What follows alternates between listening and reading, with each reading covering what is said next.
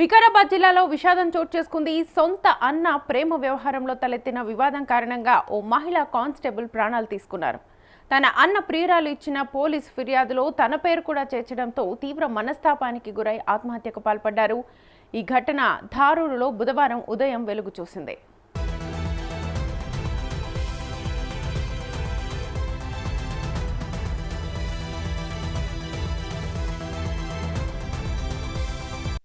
ధారూరుకు చెందిన డేగావత్ తులసిబాయి వికారాబాద్ ఎస్పీ కార్యాలయంలో ఏఆర్ కానిస్టేబుల్గా పనిచేస్తున్నారు. ఆమె అన్న రాజు స్థానికంగా ఓ ఆసుపత్రిలో ల్యాబ్ టెక్నీషియన్గా పనిచేస్తూ తోటి ఉద్యోగిని మౌనికతో ప్రేమలో పడ్డాడు.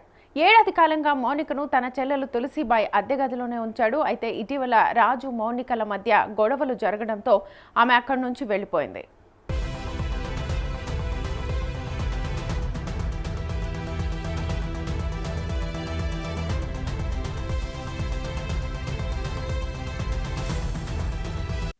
ఆ తర్వాత పాత ఫోటోలు చూపించి రాజు తనను బ్లాక్మెయిల్ చేస్తున్నాడని ఆరోపిస్తూ మౌనిక ఈ నెల 27న కుటుంబ సభ్యులతో కలిసి వికారాబాద్ పోలీసులకు ఫిర్యాదు చేసింది. తనను వేధిస్తున్న రాజుకి అతడి చెల్లెలు కానిస్టేబుల్ అయిన తులసిబాయి కూడా సహకరిస్తోందని ఫిర్యాదులో పేర్కొంది.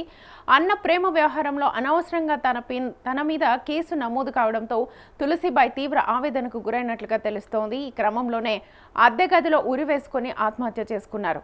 పోలీసులు కేసు నమోదు చేసి దర్యాప్తు చేస్తున్నారు.